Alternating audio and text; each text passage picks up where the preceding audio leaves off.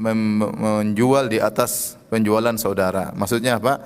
Jika ada seorang menjual, misalnya si A menjual kepada, misalnya Pak Ejo jual kepada Zaid sebuah mobil dengan harga 150 juta.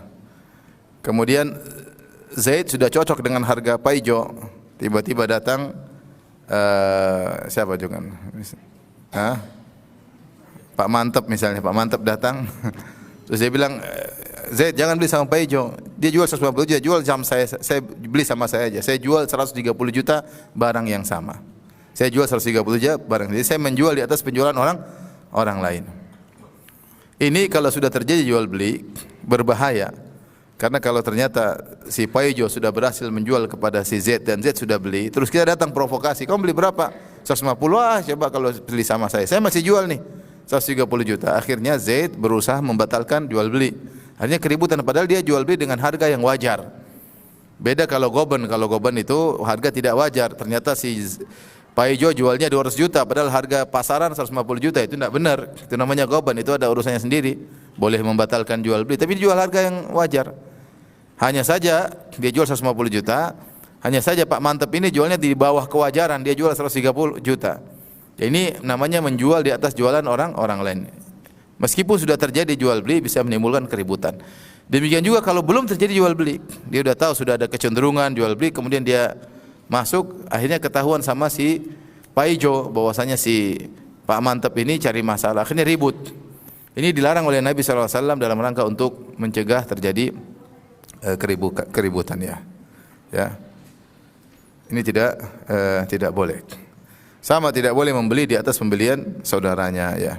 Tidak boleh membeli atas pembelian saudaranya. Dalam riwayat yang lain juga, wala yakhtibur rajulu ala khitbati akhihi. Jangan seorang melamar di atas lamaran apa? Saudaranya. Itu ada fikih tersendiri, tapi intinya semua hal yang bisa menimbulkan keributan, pertikaian, perpecahan, permusuhan, maka hendaknya dihindari. Dihindari ya. Kalau ada orang kawan kita melamar akhwat, terus sudah ada kecenderungan, sudah tanya-tanya kapan kira-kira mau nikah, kalau mau nikah di mana, kira-kira maharnya apa. Sudah ada kecenderungan, calon bapak mertua sudah mulai cocok.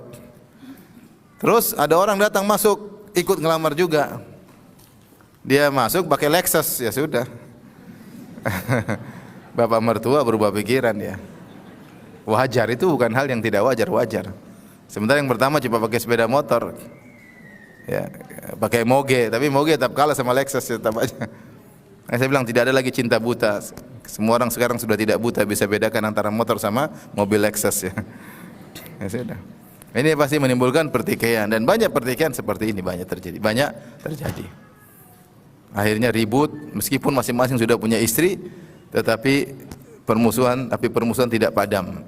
Repot nanti urusannya pada bagaimana kita tidak ingin meninggal kita punya ribut sama orang lain. Kita enggak pingin. Ya. Kita enggak kepingin. Kalau bisa selesai kita selesaikan.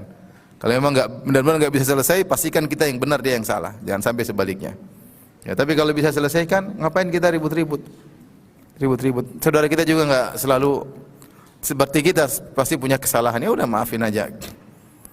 Bila kita meninggal dalam kondisi tenang. Taib, ini kelanjutan bab kemarin, ada sebagian lafal hadis yang belum kita syarah. Sekarang kita lanjut pada bab berikutnya.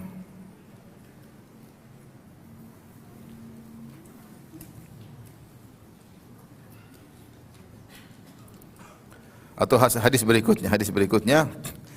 Wa an Muawiyah radhiyallahu taala anhu, dari Muawiyah, qala, beliau berkata, sami'tu Rasulullah sallallahu alaihi wasallam yaqul, aku mendengar Rasulullah sallallahu alaihi wasallam bersabda, innaka inittaba'ta auratil muslimin afsattahum au kita an tufsidahum. Sungguhnya engkau jika kau ngikut-ngikutin, cari-cari, menelusuri aurat kaum muslimin, itu kesalahan-kesalahan mereka, ya, kau telusuri, kau cari satu persatu, ya, kau buka, kau lihat, afsattahum, maka kau akan merusak kaum muslimin.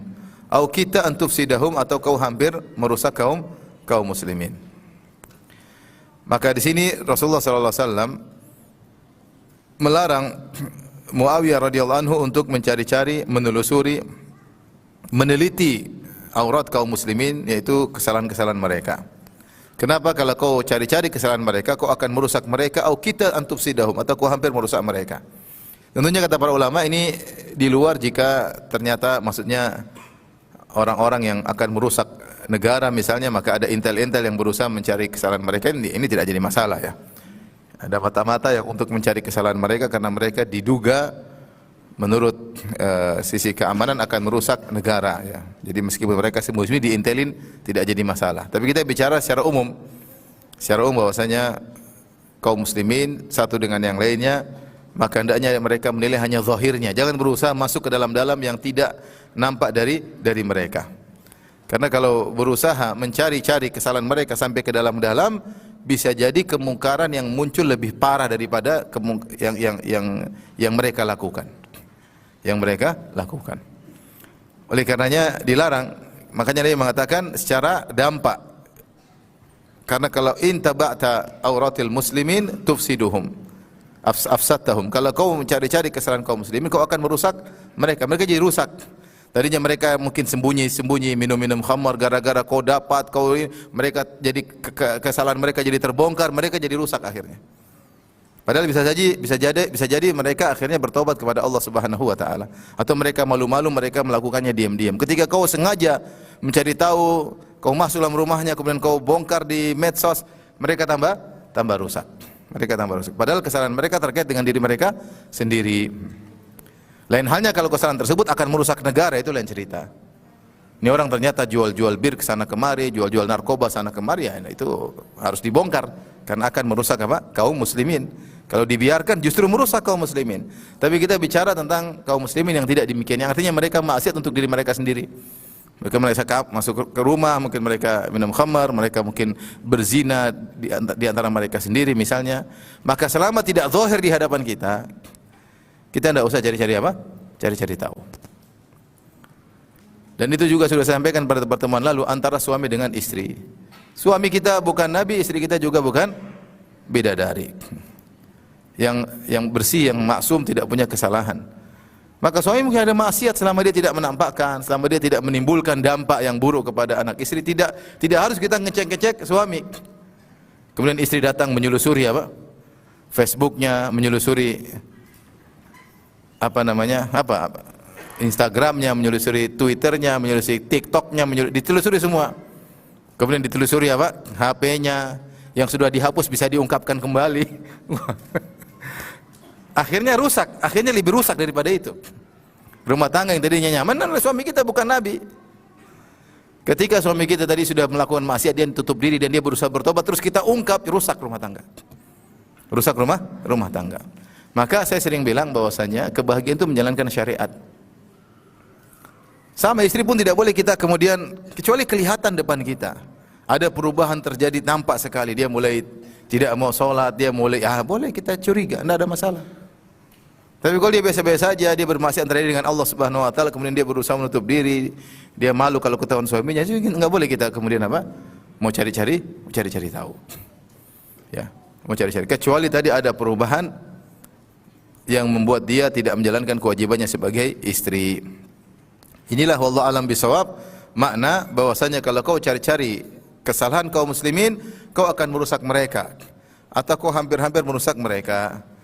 Lain halnya dengan memang para perusak yang menyembunyikan perbuatan mereka, maka tugas pihak keamanan untuk mencari tahu mereka, maka itu bahkan wajib untuk membongkar rencana buruk mereka demi menyelamatkan kaum muslimin.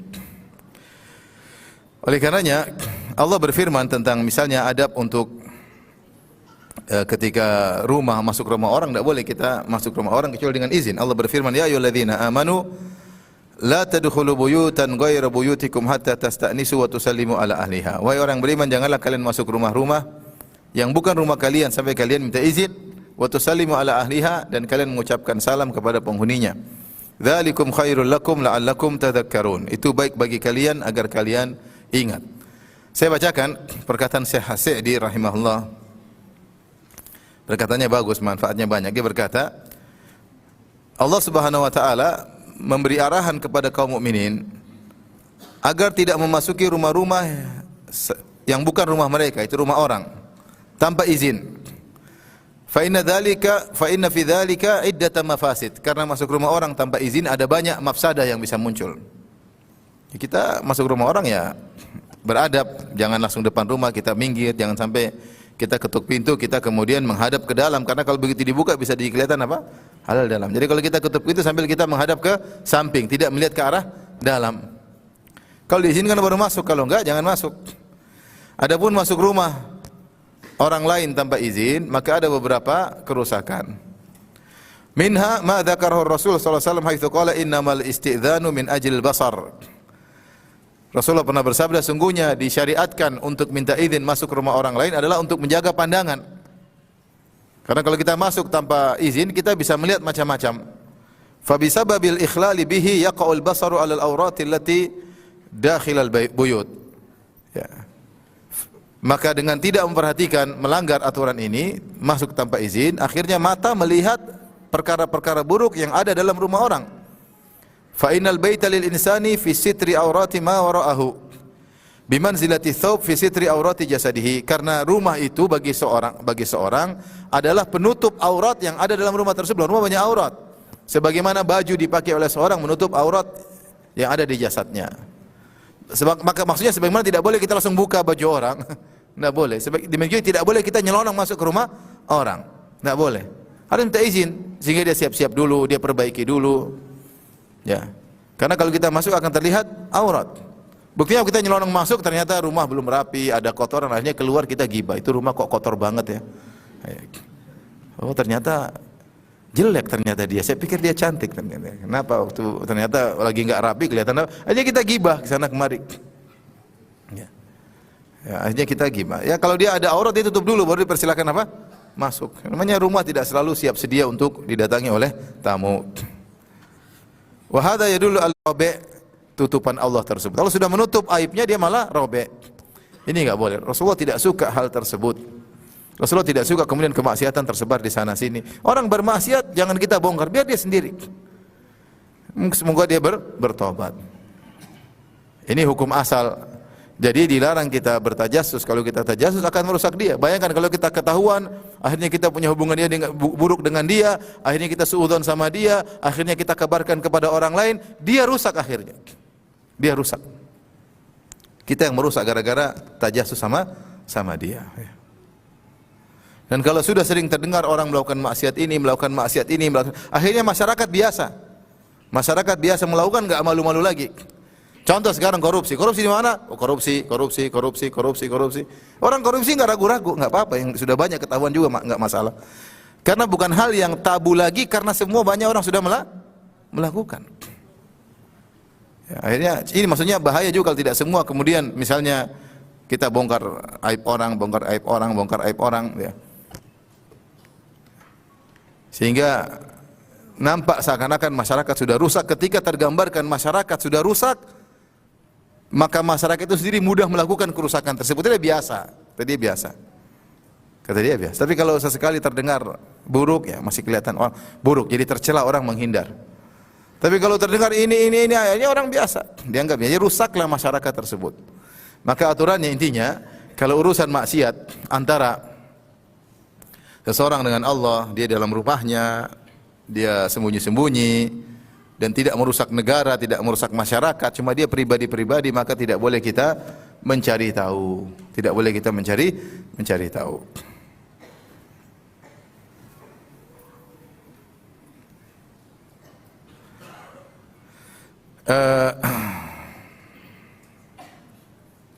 Tadi kalau kita sudah mulai tajassus akan timbul kerusakan, ya. Kita tahu dia begitu, kita jadi benci, kita jengkel sama dia, kemudian kita suudzon sama dia, dan akhirnya hubungan kita jadi rusak. Gara-gara kita yang salah siapa? Kita cari-cari tahu kesalahannya.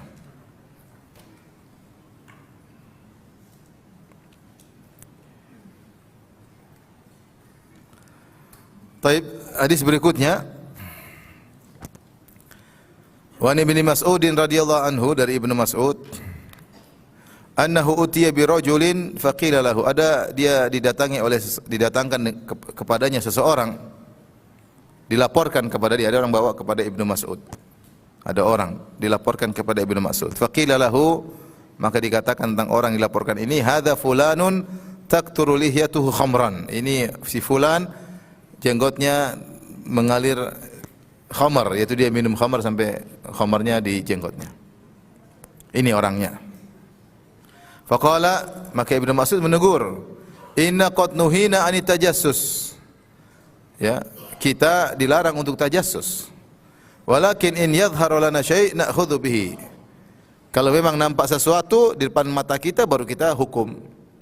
Kalau dia mungkin minum khamar di rumah, jangan kau bawa keluar lapor. Jangan. Ya biarin aja dalam rumah. Kalau dia minum khamar di luar baru ada hukum syariat. Siapa yang minum khamar dicambuk. Tapi kalau diam-diam di rumah, maka tidak boleh ditajas kemudian dibawa keluar untuk dilaporkan, tidak boleh. Ini peringatan dari Ibnu Mas'ud dan dia berkata, inna qad nuhina anit tajassus. Sungguhnya kita telah dilarang dari tajassus. Ya. Dalam kisah yang lain, dari asar yang lain, dari Abdurrahman bin Auf radhiyallahu anhu, beliau berkata, kharajtu ma'a Umar radhiyallahu ta'ala anhu lailatan fil Madinah. Suatu hari aku keluar bersama Umar di suatu malam di kota Madinah. Fa bainama nahnu namshi idh dhahara lana siraj. Ketika kami sedang berjalan di malam hari, tiba-tiba kelihatan lampu dari jauh. Fantalaqna na'ummuhu, kami pun berjalan menuju ke sumber cahaya tersebut. Falamma danawna minhu idza babun mughlaqun ala qaumin lahum aswatun wa laghat. Tiga-tiga sampai sumber cahaya, ternyata ada rumah, pintu tertutup, kemudian ada suara-suara dari dalam bermain-main ketawa ketiwi. Fa akhadha Umar biyadi, maka Umar pun memegang tanganku, memegang Abdurrahman bin Auf. Wa qala, Umar berkata kepadaku, dua-dua radhiyallahu anhu, dua-dua dijamin masuk surga. Umar berkata kepada Abdurrahman bin Auf, atadri baitu man hadza? Tahukah kau rumahnya siapa ini? Qultu la, aku tidak tahu. Faqala hadza baitu Rabi'ah ibni Umayyah bin Khalaf. Ini adalah rumahnya Rabi'ah bin Umayyah bin Khalaf. Wa humul ana syarabun famatara. Dan mereka sekarang sedang minum-minum khamar. Bagaimana menurutmu? Karena lihat malam-malam, kenapa kumpul malam-malam, ada lampu, kemudian ketawa ketiwi, nampak sekali bahwa ini suara orang sedang minum, sedang teler. Qultu, aku berkata kata Abdurrahman bin Auf radhiyallahu anhu, ara anna qad ataina ma nahana Allahu anhu. Menurutku kita telah melakukan apa yang Allah larang. Qala Allah Ta'ala wala tajassasu, Allah berfirman jangan tajassus. Faraja Umar radhiyallahu anhu wa tarakahum. Umar pun kemudian meninggalkan mereka. Dan Umar terkenal waqafan. Ya. Kalau sudah ada ayat-ayat Allah dia berhenti, dia tidak mau melanggar. Indah kitabillah. Abdurrahman bin Auf sebutkan ayat wala tajassasu. Kita sudah melanggar nih. Allah bilang wala tajassasu, jangan cari-cari kesalahan. Kita malah cari-cari. Kita mau buka rumahnya, kita mau gedor, kita mau, ya ini enggak boleh. Karena mereka bermaksiat sendiri. Beda kalau ternyata di situ tempat jual khamar, itu lain cerita. Pemerintah harus membongkar itu semua. Kalau dia minum, dia kemudian narkoba sendiri, tidak ngajak orang lain misalnya, ya kita tidak boleh ya. Kecuali tadi, saya ulangi, kecuali maksiat yang dia lakukan merusak negeri, merusak komunitas yang besar, maka memang harus dibongkar demi menyelamatkan komunitas. Tapi di sini menunjukkan bahwasanya sahabat memahami, kita hanya berhukum dengan yang zahir, yang tertutup maka jangan kita pura-pura, jangan kita mencoba untuk mengungkapnya, enggak perlu. Dan ini berlaku pada kita semua ya. Kita terhadap pasangan hidup kita, terhadap anak kita, terhadap kakak adik kita, terhadap guru kita, terhadap murid kita ya. Maka kita menilai yang zahir. Sama dengan calon, misalnya calon suami. Istri kita punya anak kita, putri kita mau nikah sama seseorang ya. Kita zahirnya aja. Dan kemudian kita bongkar habis-habisan ya, suruh intel periksa, ya namanya orang pasti punya apa salah. Ustadz pun kalau ngelamar putri antum pasti ditolak, kalau dibongkar-bongkar pasti aja ada salahnya. Ya tidak. Apalagi zaman sekarang. Ya. Sampai ada orang anaknya dilamar oleh anaknya ikhwan juga. Jadi dia ngaji punya putri, dilamar sama ikhwan punya anak. Ternyata bapak perempuan ini melakukan intel, kemudian diperiksa. Marah ini yang calon bapaknya sang lelaki. Emang anak saya apa? Ini penjahat besar mau diperiksa-periksa. Ini dari mana ini? Mazhab apa kayak gini? Ini mazhab tajassus, nggak boleh. Nggak boleh. Iya, nggak boleh. Coba dilihat track recordnya 10 tahun sebelumnya, apa begini, ngapain gitu-gitu. Ya, orang kemarin minggu lalu, tahun lalu bajingan, sekarang jadi orang baik bisa. Sekarang kau baik, tahun depan bajingan bisa juga. Jadi kita menilai yang zahir. Jangan merepotkan apa yang tidak diajarkan oleh Allah Subhanahu wa taala, berlebih-lebihan. Apa dalam buku fikih kalau mau punya anak harus periksa gini, harus tongkrongi dia, lihat kemana-mana kegiatannya. Bukan nggak ada, ya wajar-wajar aja, ya wajar-wajar aja. Alhamdulillah banyak orang menikah biasa-biasa aja, nyaman-nyaman aja hidup. Nggak usah terlalu berlebih-lebihan. Kalau kita melanggar syariat Allah Subhanahu wa taala.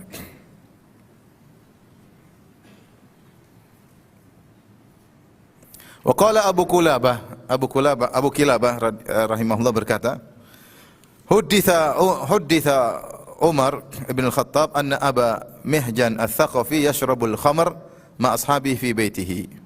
Disampaikan kepada Umar bin Khattab bahwasanya Abu Mihjan al-Thaqafi minum khamr bersama teman-temannya di rumahnya. Khamr ini memang luar biasa ya. Minuman yang sangat digandrungi oleh orang-orang Arab terdahulu ya.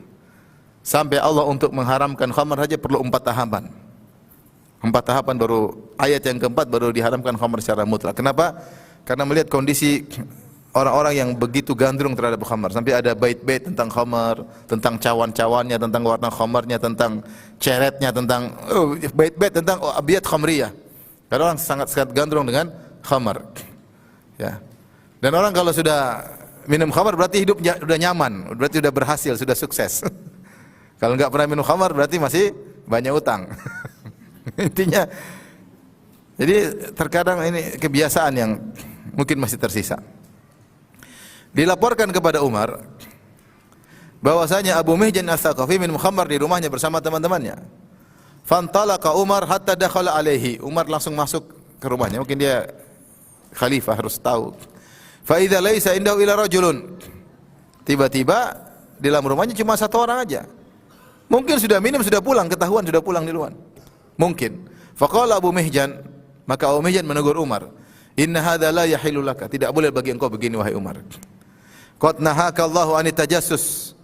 Allah telah melarangmu untuk bertajassus. Fa kharaja Umar wa tarakahu. Umar pun pergi.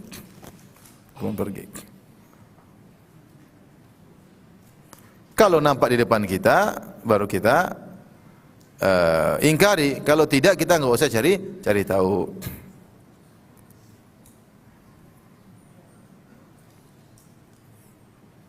Oleh karenanya di sini kita tahu bahwasanya beramar ma'ruf nahi mungkar perlu ilmu. Di antara ilmu dalam beramar ma'ruf nahi mungkar tidak boleh tajassus. Jadi tidak semua orang bisa melakukan amar ma'ruf nahi mungkar. Misalnya Ibnu Taimiyah menjelaskan, beramar ma'ruf nahi mungkar di antara ilmu harus diketahui. Kalau kita bernahi mungkar ada beberapa kemungkinan. Kemungkinan pertama, bahwasanya kemungkaran tersebut hilang dengan kita bernahi mungkar, kita tegur apa dengan tangan, apa dengan lisan. Kita tegur maka kemungkaran tersebut hilang. Maka ini hukumnya wajib. Dan ini kan butuh prediksi. Tidak asal-asalan, butuh prediksi. Bisa jadi prediksi salah, bisa jadi prediksi, tapi butuh prediksi, butuh orang yang faqih yang melihat situasi, mengetahui kondisi secara real sehingga dia bisa memprediksi. Prediksi ini yang saya hadapkan, kalau kita larang insyaallah selesai. Atau kita tegur insyaallah selesai. Yang pertama, jadi kalau ternyata kemungkaran tersebut hilang maka wajib. Yang kedua, kemungkinan kedua kemungkaran tersebut berkurang. Ya. Sama hukumnya juga wajib karena di antara bentuk merubah kemungkaran adalah meringankan atau memperkecil kemungkaran, maka hukum juga wajib. Terus kalau ternyata diingkari enggak diingkari sama saja, ya. Bagaimana kalau sama hasilnya? Ketika ingkari atau enggak ingkari kayaknya tidak berubah begitu saja. Maka sebenarnya berpendapat bahwasanya tidak perlu beramar ma'ruf nahi mungkar. Ya, karena ada kemungkinan menimbulkan kemudaratan maka enggak usah, udah biarin aja. Mau ditegur enggak ditegur sama saja. Mending enggak usah. Kemudian kemungkinan yang keempat, ya, adalah semakin menambah kemungkaran, maka ini hukumnya haram. Menambah kemungkaran, maka hukumnya apa? Haram. Kita tegur dia tambah parah. Kita bilang jangan begini, dia tambah melakukan yang parah. Jangan mencuri, dia malah merampok. Ya. Jangan minum khamar, dia malah narkoba, lebih parah. Udah minum khamar aja, enggak apa. Ya, kalau ditegur minum khamar, dia minum apa? Konsumsi narkoba, lebih parah. Ya, lebih parah. Kita bilang jangan kau pukul dia, malah dibunuh, ya enggak boleh. Tentu semua ini prediksi. Karena kita enggak tahu hal yang gaib. Ya, kita enggak tahu hal yang gaib. Semua prediksi. Jangan dikatakan kita sedang berdukun, melakukan perdukunan, enggak. Semua juga perlu apa? Prediksi. Tapi yang memprediksi harus orang yang benar-benar memahami tentang realita, tentang siapa yang dihadapi. Dari sini kita tahu bahwasanya tidak semua orang bisa beramar ma'ruf nahi mungkar. Tidak semua orang, yang penting yang hanya menjawab yang penting haram, yang penting saya sampaikan, enggak urusan setelah itu. Oh, enggak begitu juga. Enggak begitu juga. Karena bisa jadi menimbulkan kemudaratan yang lebih besar. Kadang menimpa dirinya, kadang menimpa banyak orang. Ada sebagian orang misalnya kita tegur, sudah kamu nyampaikan benar, tapi tidak usah kasar seperti itu. Sampaikan aja dengan ilmiah, haram-haram tidak apa-apa. Tapi tidak perlu kamu menghina orangnya, tidak perlu kamu menyebut ikonnya misalnya, nanti bahaya. Kita harus menyampaikan kebenaran, akhirnya kena misalnya. Ya, kita kan amar ma'ruf nahi mungkar harus tahu suatu kondisi. Bukan berarti kita penakut, enggak, tapi lihat situasi. Ternyata yang kena bukan dia saja, yang kena juga banyak orang. Nah, itu contoh. Ya, makanya maksud saya beramar nahi mungkar butuh ilmu. Bukan yang penting saya sampaikan ini haram, ini saya tidak peduli. Bukan masalah begitu. Perlu juga kita berusaha menyampaikan dengan cara yang benar. Kalau sudah dengan cara yang benar, sudah sampaikan dengan yang terbaik, ternyata dampaknya buruk, itu di luar kemampuan.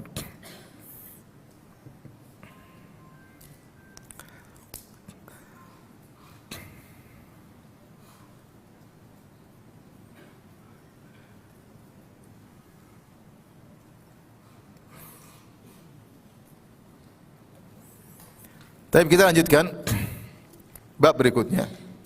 Jadi saya ulangi, tadi kata Ibnu Mas'ud, innaka in ittaba'ta auratil muslimin tufsidhum au kita an tufsidahum. Kalau kalian membongkar-bongkar aurat kaum muslimin dengan tajassus, kau akan merusak mereka atau kau hampir merusak mereka. Jadi saya ingatkan sebagai teman, kita enggak usah tajassus sama teman kita. Teman kita lagi buka HP, kita enggak usah lihat-lihat, enggak usah.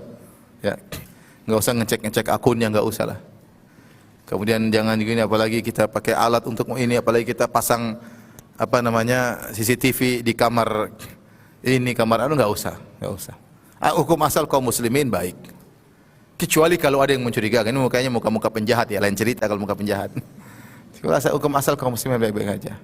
Jangan tajassus suami, jangan tajassus sama istri. Rumah tangga hancur gara-gara saling tajassus. Ya, buka HP suaminya, dia bongkar, suaminya lagi tidur, jempolnya ditempel. Atau sambil dibuka, matanya dibuka. Habis itu dia lihat, ternyata kontak sama teman lamanya. Nggak mau. Suami juga manusia, punya kesalahan juga, terkadang ikut hawa nafsu. Tapi dia tidak berubah sama kamu. Dia sedang jatuh imannya. Ketika kau bongkar, tambah rusak. Sekalian udah ketahuan, sekalian aja langsung ketahuan, tambah rusak. Dia tambah berani melakukan. Tadinya dia malu-malu sama anti, dia malah jadi nggak malu. Tambah rusak gak? Tambah rusak. Kecuali depan mata ketahuan lagi telepon sama siapa? Siapa itu? Akhwat. Akhwat siapa? Teman siapa? Teman lama. Ya, boleh ngomel dikit ini. Kalau enggak ada apa-apa kita enggak boleh. Enggak boleh. Sama kita berusaha mencari kesalahan istri kita, ya ini enggak boleh juga. Kecuali kalau nampak Allah bukakan depan mata kita, lain cerita.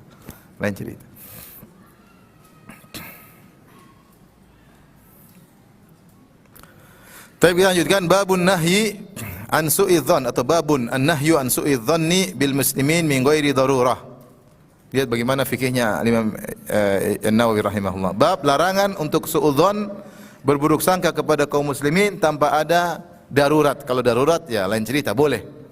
Darurat boleh. Karena untuk menjaga kemaslahatan, ya, untuk menjaga ketentraman kaum muslimin.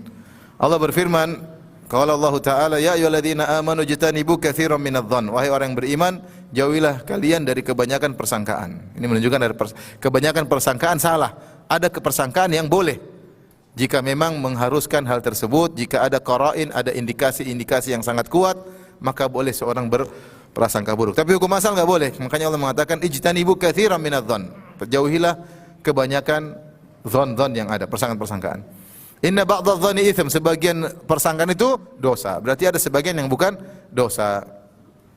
Jika ada indikasi yang menunjukkan akan hal tersebut. Contoh, suudzonnya Nabi Yakub kepada saudara-saudaranya Yusuf. Ketika saudara-saudara Yusuf datang, tadinya mereka bawa Yusuf, kemudian mereka buka bajunya Nabi Yusuf, mereka masukkan Yusuf dalam sumur tanpa baju, kemudian akhirnya dibeli sebagai budak, mereka jual, uangnya mereka ambil. Bajunya buat apa? Bajunya dilimurin darah kambing, supaya mereka mengatakan bahwasanya Yusuf dimakan oleh serigala. Ini darahnya Yusuf.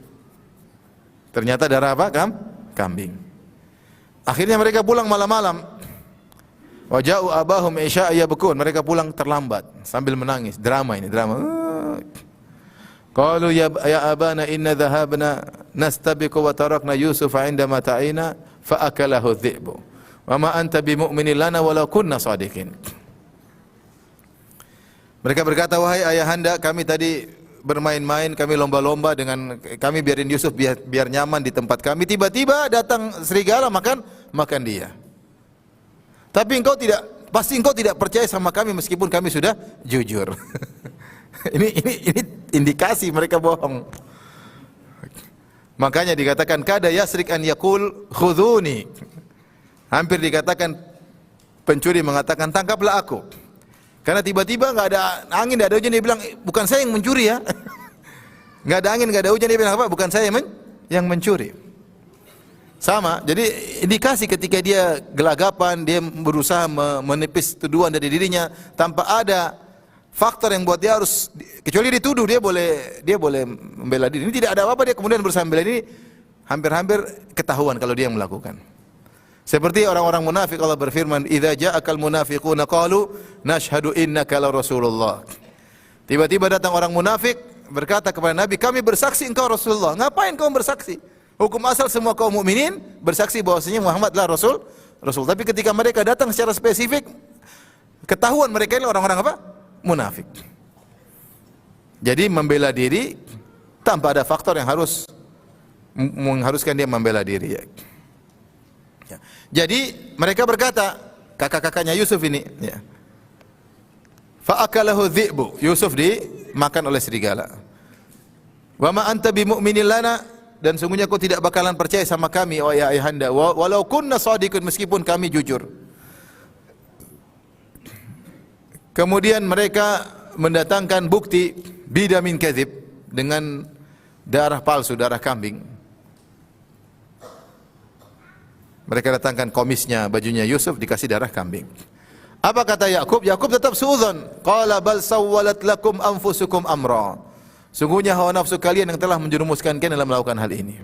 Fasabrun jamil, saya bersabar. Saya tahu Yusuf belum mati. Tapi dari mana? Kenapa? Indikasi apa yang membuat akhirnya Nabi Yakub suudzon sama kakak-kakaknya Yusuf? Banyak. Pertama, Yusuf pernah bermimpi kepada bapaknya bahwasanya matahari, rembulan, 11 bintang sujud kepadanya, dan ini belum terjadi. Kok Yusuf sudah mati duluan padahal belum terjadi takwil mimpi tersebut. Ini yang pertama. Yang kedua, indikasi berikutnya, Yakub tahu kakak-kakaknya sangat hasad kepada Nabi Yusuf dari pergaulan kegiatan keseharian. Yang ketiga, dilihat dari bajunya Yusuf banyak berlumuran darah, tapi enggak ada cakar-cakaran. Berarti serigalanya baik waktu membunuh Nabi Yusuf. Harusnya kan cerek, wow, artinya enggak ada robek-robekan. Enggak ada robek-robekan. Yang keempat, indikatornya tadi dia langsung mengatakan, pasti kau enggak percaya. Udah jelas dia enggak percaya. Sudah menunjukkan bahwa mereka menetapkan dirinya pada maudhi'ut tuhmah, bahwasanya mereka sedang dicurigai. Tapi Nabi Yakub tidak marah-marah, tidak bilang kamu bohong, kamu ini enggak. Dia bilang cukup, kalian telah terbawa oleh hawa nafsu kalian. Saya hanya bisa bersabar. Apakah boleh suudzon seperti begini? Boleh. Karena terlalu banyak kuat indikator. Ya. Tapi hukum asal kita enggak boleh suudzon. Hukum asal kita enggak boleh suudzon, ya. Karena Allah berfirman, "Inna ba'dadh-dhanni itsm."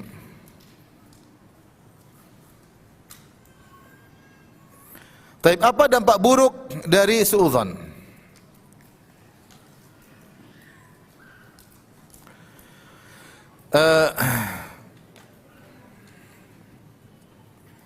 Ayatnya suudzon dosa besar. Karena Allah mengatakan, ya, ijtanibu katsiran minadh-dhanni inna ba'dadh-dhanni itsmun la tajassasu wa la yaktab ba'dukum ba'dha ayyuhibbu ahadukum ya'kula lahma akhihi fakarihtumu wattaqullaha innallaha tawwabur rahim. Allah suruh bertakwa dan Allah mengatakan Allah Maha bertaubat. Berarti semua rentetan apa? Dosa. Termasuk terus saya duga dia ini adalah intel yang ingin mengungkap keburukan saya, makanya saya sikap sama dia, saya kasar, mungkin saya usir dia, padahal dia mau bertamu misalnya. Saya menimbulkan sikap-sikap yang dibangun di atas persangkaan yang tidak benar. Kalaupun dia intel kan dia sedang menjalankan tugas, biarin aja. Akhirnya kita jadi suudzon karena kita menganggap mungkin dia mau berbuat buruk sama saya, akhirnya kita membuat sikap yang tidak baik. Atau misalnya seorang merasa dia suudzon, ada temannya dia suudzoni, temannya kayaknya mau nyihir saya. Jadi akhirnya dia sikap buruk, dia jelek, padahal ini enggak mau nyihir, mau bertamu doang. Sehingga kita membuat sikap-sikap di balik hukum persangkaan ini menunjukkan sama saya, suudzon itu bisa menimbulkan dosa-dosa yang lainnya.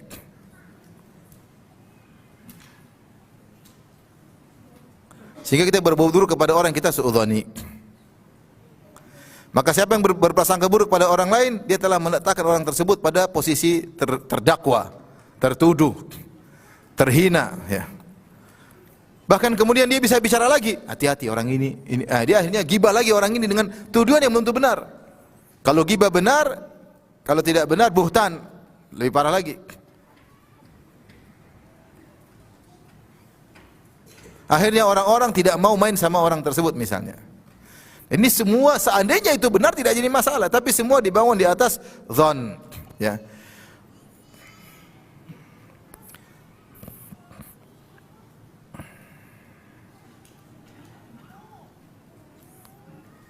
Oke, ini wajar, makanya suudzon dilarang oleh Allah. Tadi saya ulangi tadi, apa membuat kita menjadikan kita ragu sama apa? Sama dia, sehingga kita tidak sikoh sama dia. Ya, kita orang sikoh, orang baik, kita malah tidak percaya sama dia. Yang kedua, menimbulkan kita merendahkan apa? Merendahkan dia. Yang ketiga, kita melakukan perkara-perkara yang buruk kepada dia dibangun di atas apa? Suudzon. Padahal dia enggak begitu. Hanya sekedar perasaan kita melakukan perkara-perkara buruk dibangun di atas suudzon. Yang keempat, kita bisa ngomongin orang tentang dia, orang tuh gini-gini padahal tidak benar. Maka tidak boleh kita suudzon kecuali jika ada indikasinya.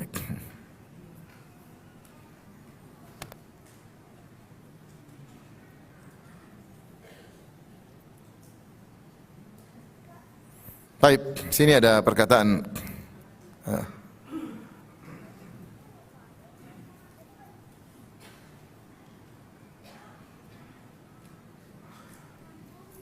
kata Al-Ghazali, "Famahma ra'aita insanan yusi'u adh-dhann bin nasi taliban lil uyubi fa'lam annahu khabithul batan."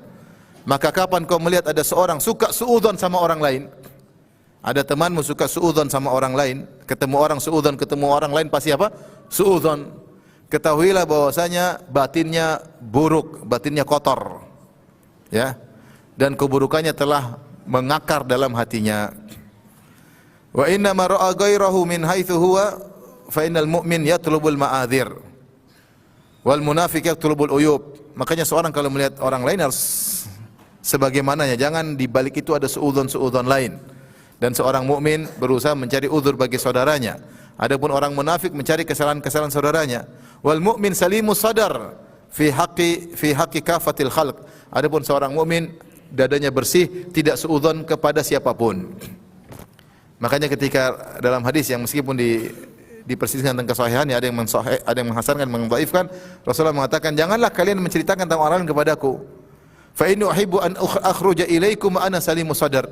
Saya suka keluar bertemu kalian dalam kondisi hati yang apa? Yang selamat, tidak pikiran macam-macam.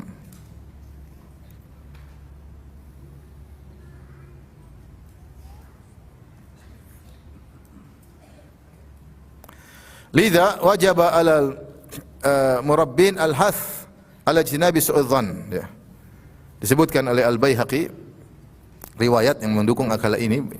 Intinya orang-orang para ahli tarbiyah hendaknya menyeru anak-anak didiknya untuk menjauhi perbuatan berburuk sangka. Ya.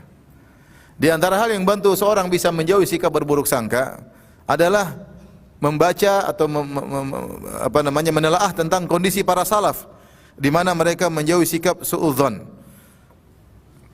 Dari Sa'id bin al-Musayyib rahimahullah, beliau berkata, "Kataba ilayya ba'dhu ikhwani min ashabi Rasulillah sallallahu alaihi wasallam.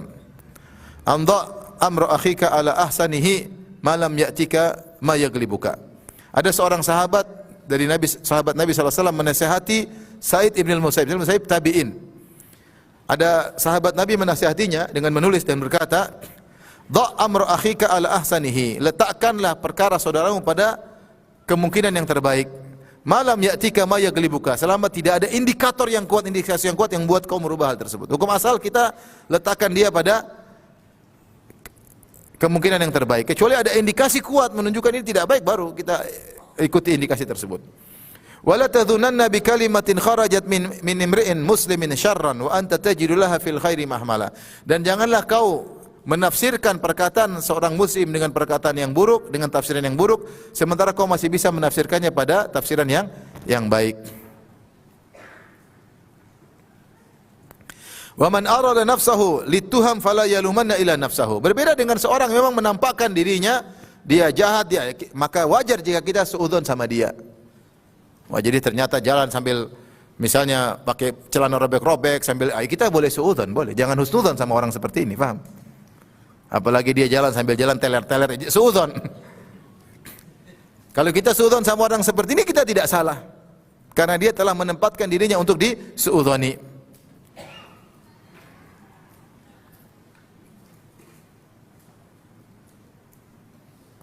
Wa man katama sirrahu kanatil khairatu fi yadihi. Siapa yang menyembunyikan keburukannya, maka kebaikan di tangannya. Kalau dia mau bongkar, ya urusan dia. Kalau dia enggak bongkar, ya sudah, jangan kau bongkar. Wa ma kafaita man asallaha ta'ala fika bimithli an tuti Allah ta'ala fihi. Dan tidak ada cara kau menghadapi orang bermaksiat kepada Allah, yaitu agar tidak mengganggumu, seperti engkau taat kepada Allah dalam menyikapinya. Ini orang kita khawatir. Bagaimana cara kau selamat dari orang yang di depanmu? Taat kepada Allah dalam mensikapinya. Itu jangan suudzon sama dia, kecuali dia menunjukkan sikap yang buat kita akhirnya suudzon sama dia. Itu urusan lain. Makanya Rasulullah SAW bersabda, "Iyyakum wadh-dhann fa inna adh-dhanna akdzabul hadits." Waspadalah kalian dari perbuatan berburuk sangka. Sungguhnya berburuk sangka itu adalah perkataan yang paling dusta. Kenapa dikatakan perkataan paling dusta? Karena dia dibangun di atas persangkaan, namun lebih diyakini daripada kedustaan. Kalau dusta, kita tahu dusta itu buruk, kita tahu dusta ini saya sedang dusta. Tapi kalau dzan, dia adalah dusta tapi diyakini kebenaran. Sehingga dia lebih buruk daripada kedustaan. Padahal berita yang kita simpulkan itu dusta karena tidak ada landasannya, tapi kita meyakini itu kebenaran. Padahal persangkaan, terus kita sikapi di balik persangkaan tersebut banyak sikap. Maka lebih buruk daripada dusta. Kalau dusta kita tahu kita sedang dusta. Taib. Lanjut apa sudah? Lanjut. Satu bab lagi ya. Jadi ibu-ibu jangan suka suudzon ya. Jangan suka suudzon sama suami ya. Jangan suka suudzon sama suami, jangan suka suudzon sama anak-anak. Kita sikapi dengan yang wajar. Kalau nampak kita tegur sesuai dengan yang di depan kita. Jangan kemudian kita kesana kemari biasa aja ya. Karena itulah yang disuruh oleh Allah Subhanahu wa taala dan menjalankan syariat berkah. Betapa banyak kerusakan terjadi, kenapa? Karena tajassus, karena suudzon, banyak kerusakan terjadi. Ya. Suami pulang ke rumah, ya terlambat. Kenapa pulang terlambat? Lah habis diomelin sama bos tadi. Akhirnya besok dia pulang cepat. Kenapa pulang cepat-cepat? Salah semua. Pulang tepat waktu, tumben tepat waktu, ada apa ini? Lah repot. Suami pulang bawa belikan bakso sayang. Nah, ada maunya nih. Lah, semua salah begitu. Repot. Menderita suami tersebut. Dizalimi oleh istrinya dengan persangkaan yang buruk tiada hentinya. Ya. Repot. Oleh karenanya berhenti dari suudzon, berhenti dari tajassus. Hidup nyaman. Ya orang punya maksiat biarin dia. Ya usah kita jatuhin dia. Ada saatnya dia bertobat. Kalau depan mata kita dia melakukan, kita tegur. Kalau enggak ya enggak usah. Enggak usah, dia sembunyi-sembunyi ngapain kita bongkar-bongkar. Ya, kita dilarang bertajassus kepada orang lain karena kita berdosa. Taib, bab berikutnya bab tahrim ihtiqaril muslimin, bab haramnya merendahkan kaum muslimin yang lain. Allah berfirman, "Ya ayyuhalladzina amanu la yaskhar qaumun min qaumin asa yakunu khairan minhum." Wahai orang yang beriman, janganlah suatu kaum mengejek kaum yang lain. Bisa jadi yang diejek lebih baik daripada yang mengejek. Wala nisaun min nisain, dan janganlah sebagian wanita menghina atau mengejek wanita yang lain. Asa an yakunna khairan minhunna, bisa jadi wanita yang diejek, direndahkan lebih baik daripada yang mengejek. Wala talmizu anfusakum wala tanabazu bil alqab. Dan jangan kalian lams, yaitu mengejek, ya, semacam itu ya. Wala tanabazu bil alqab, yaitu melirikan mata, lams atau dengan bibir. Nah, itu semua enggak boleh. Wala tanabazu bil alqab, dan jangan beli gelar-gelaran. Bi'salismul fusuqu ba'dal iman. Seburuk-buruk nama adalah kefasikan setelah keimanan. Wa man lam yatubu fa ulaika humudz zalimun. Siapa yang tidak bertobat maka mereka adalah orang yang zalim. Surat Al-Hujurat ayat 11. Wa qala ta'ala, Allah berfirman, wailul likulli humazatil lumazah. Celaka bagi setiap pengumpat dan pengejek. Baik. Kita jelasin tentang ayat di sini. Allah berfirman, wahai orang yang beriman, janganlah sebagian kalian mengejek sebagian yang lain. Tidak boleh. Allah mengatakan kenapa? Karena yang diejek bisa jadi lebih baik daripada yang mengejek. Bahkan Allah mengatakan demikianlah sesungguhnya kondisi yang terjadi. Karena tidaklah seorang mengejek orang lain kecuali dia sombong. Dan yang pasti kalau begitu yang diejek lebih baik daripada yang mengejek. Karena tidak mungkin dia mengejek kecuali ada kesombongan. Dan kalau orang sudah sombong, hina di hadapan Allah Subhanahu wa taala. Maka tidak perlu mengejek orang lain.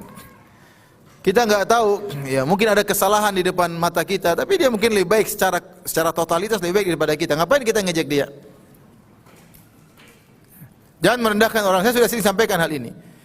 Kamu jangan merendahkan pembantumu di rumah. Bisa jadi pembantumu lebih baik daripada kamu. Mungkin kamu lebih sholat banyak daripada dia. Kamu lebih banyak ngaji daripada dia. Tapi dia ternyata pembantu ini setiap bulan ngirim gajinya 100% buat ibunya.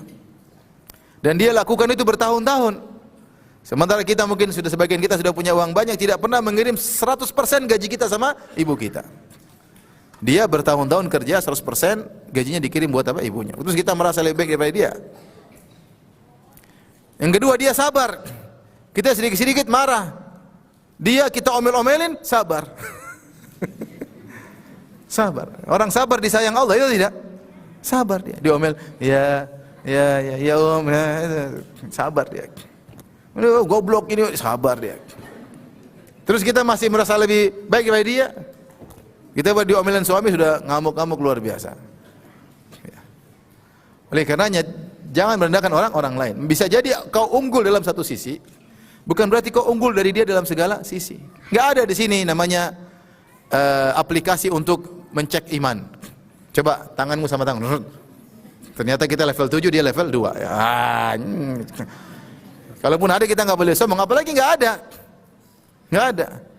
Kita pun hanya mengecek orang, melihat orang dari sisi luarnya, batinnya kita enggak tahu. Mungkin dia ikhlas. Kita ngaji-ngaji belum tentu tulus. Belum tentu ikhlas. Dakwah belum tentu ikhlas. Dia, Masya Allah, kalau ngaji, kalau ini, mungkin dia ikhlas. Kita bangun salat malam, bahkan mungkin salat di Madinah, pergi umrah, belum tentu ikhlas. Buktinya habis salat tarawih bikin status. Dia enggak, dia mungkin salat cuma 3 rakaat di kamar, nangis. Tidak ada yang tahu. Terus kita merasa lebih baik daripada dia, belum tentu. Belum tentu. Ya. Oleh karenanya yang kita bisa nilai cuma zahirnya pun yang kelihatan. Banyak zahir yang kita tidak lihat. Belum terkait dengan amalan batin. Karena jangan pernah merendahkan orang lain. Makanya Allah mengatakan wa asa an yakunu khairan minhum. Bisa jadi yang dihina lebih baik daripada yang menghina. Dan itu benar. Kenapa? Karena yang menghina biasanya sombong. Kalau sombong rendah. Kemudian Allah khususkan para wanita. Wala nisaun min nisa'in, dan jangan sebagian wanita mengejek wanita yang lain. Bisa jadi wanita-wanita yang diejek atau direndahkan lebih baik daripada yang mengejek. Kalau tidak salah Al-Qurtubi rahimahullah menyebutkan kenapa Allah menyebutkan wanita secara khusus, karena kejadian peristiwa ejek mengejek ini lebih banyak di kalangan wanita. Sebenarnya ketika Allah berfirman, ya ayyuhalladzina amanu la yaskhar qaumun min qaumin asa yakunu khairan minhum. Wahai orang beriman, janganlah kalian mengejek satu di antara yang lainnya. Maka ini sudah mencakup lelaki maupun wanita. Iya atau tidak? Sudah cukup. Kalau Allah mengatakan ya ayyuhalladzina amanu aqimus shalah, wahai orang beriman, dirikan salat, mencakup laki-laki dan perempuan juga atau tidak? Ya, mencakup. Tetapi kenapa setelah itu Allah sebutkan wanita secara khusus? Wala nisaun min, sebenarnya sudah cukup lafal yang pertama. Tapi Allah tambahkan saya buat wanita, wala nisaun min nisa'in, janganlah sebagian wanita mengejek sebagian wanita yang lain. Kenapa? Karena ejek-ejekan ini banyak di kalangan wanita. Merendahkan orang lain dengan banyak sebab. Sebagian wanita merendahkan akhwat yang lain, ibu yang lain, ummahat yang lain. Kenapa? Karena tasnya kurang bagus. Tas jadul dibawa-bawa. Enggak tahu perkembangan zaman. Itu ibu bajunya enggak pernah ganti ya? Ya subhanallah. Ini enggak punya baju, akhi. Ukhti, mungkin dia miskin. Miskin. Semua dikomentari. Apalagi kalau sang ibu sudah pakai jilbab branded. Jilbab mahal. Pakai mereknya di depan sini.